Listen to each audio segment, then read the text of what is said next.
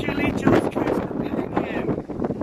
Up here on the Coral Sea, walking on the 12th deck of the P&O Pacific area. Beautiful morning.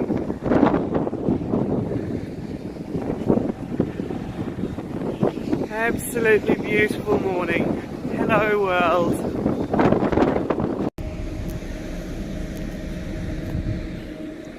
The sun's trying to peek up over there. Maybe in a couple more minutes we'll be able to see it more.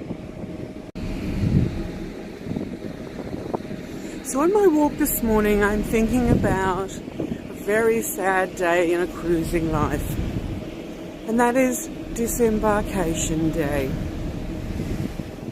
So it's really important when you start thinking about Disembarkation Day about packing your suitcase to put it out for the crew to bring it over to the pier. And unfortunately, Disembarkation Day is like a vodka hangover. It's just something you can't avoid when you're cruising. But once you've packed your suitcase the night before and have put it out for the crew to put to the dock the next day, it's important to think about what's going to happen about your wet pack, your sleepwear, and what clothes you're going to wear off the next day. So I travel with two suitcases, the larger one for my checked luggage and a smaller one which is a carry-on. And then I always have my shoulder bag or a backpack as my personal item.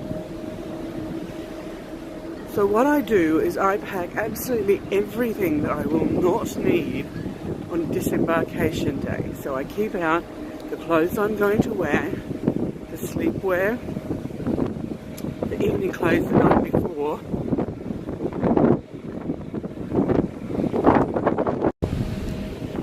along with my wet pack, my hygiene pack, any duty-free that I may have purchased that you collect the day before that you might have to declare to customs, and then any souvenir that's a wood product that you are going to declare to customs, Australian Customs and Border Security.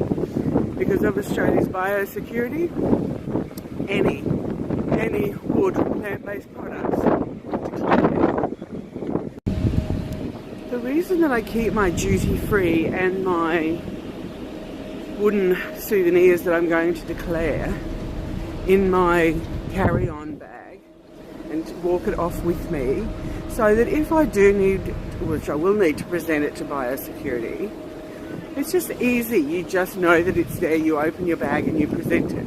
If it's in your checked luggage, you have to open it up, pull out all the dirty stuff to find it, to give it to the security.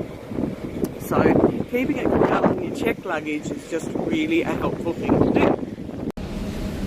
The reason that I actually adopted this ritual is because one of my early cruises, I didn't think far enough ahead to what I was going to be wearing off on Disembarkation Day. So I packed everything, kept out my sleepwear, kept out my wet pack, put out the suitcase.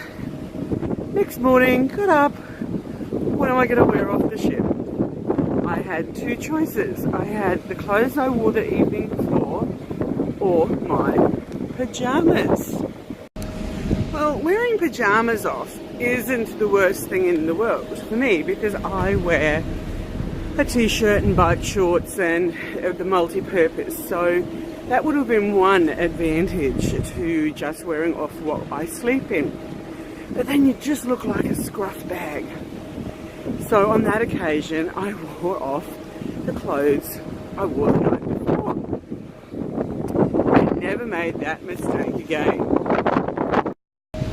Most cruise lines have the process where you do put the bags out in the corridor the night before for the crew to take down to the hold, put it into baskets and take it off for the stevedores. I have been on a couple of cruises where you had to take off all of your own luggage, and with multiple bags and a very busy morning, it actually becomes very, very dangerous. And then the stevedores on that particular occasion we're waiting actually on the gantry to assist people. So why not be safer and send the luggage out the night before.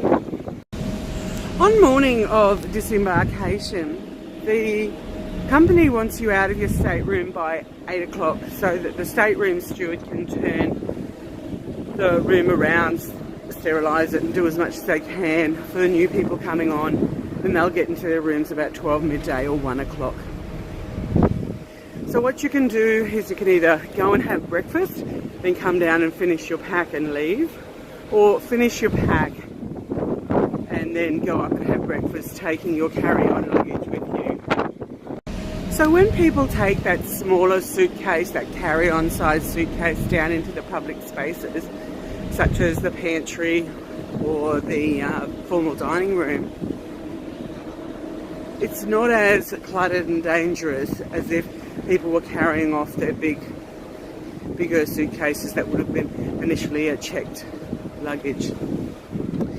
So you decide how you're going to do it, whether you're going to leave your stateroom early for the stateroom attendant to turn it around, or come back to the stateroom after you have your breakfast. So my current preference is I have my shower, get dressed, pack the little carry-on and take the carry-on up to the public space for breakfast, allowing the stateroom attendant to get as many rooms done as possible.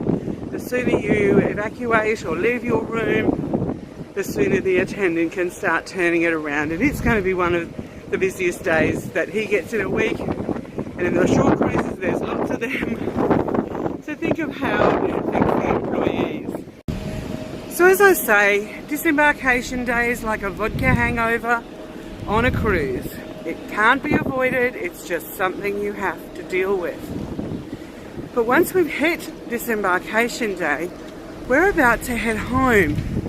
And therein lies another little problem. PCB.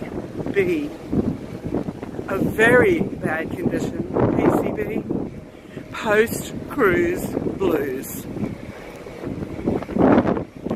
Now, if you've read my book, and chapter 12 is about post-cruise blues, you'll see that I have lots of potential solutions to assist with it. Unfortunately, there is no cure to PCB, but there are some strategies to inoculate you, to make you strong for the future. One PCB strategy is to always have another cruise booked. What that will do is reduce the severity of your PCB when you get home, because you know that there's a light at the end of the PCB tunnel, that you are going to be able to enjoy walking on the ocean again very quickly. Another strategy that you could do to inoculate yourself against PCB is go through your cruise photos. And just like that vodka hangover, there are some things you don't want to remember. So if there's any shonky photos, you can delete them. If there's any spectacular ones, you can corral them into a little folder and proudly show them off to friends and family. So how is that? That's two strategies so far. Have the next cruise booked and go through your photos. The third strategy is one of my personal favourites, but not everybody can do it. I always have a suitcase packed. You never know when there's going to be an emergency call from a friend who needs to go on a cruise. So strategy number 3, always have your bags packed. So there you have my top 3 strategies on how to survive post-cruise blues. Have a next cruise booked, sort through the photos and delete the memories you don't want to keep, and have your bags packed. As I say, in my book, chapter 12, there's a lot more strategies than that. Handy Cruise Companion Cruise with Confidence, my book, is available on Amazon, both in an ebook as well as a hard copy. So as I'm buzzing around here on the 12th deck of P&O Pacific Aria, probably in the middle of the Coral Sea, heading to Papua New Guinea. If you like what you're seeing, subscribe to my YouTube channel and you'll get any fresh updates on any other videos that I upload. So happy sailing, bon voyage, and welcome to the Cruise Club.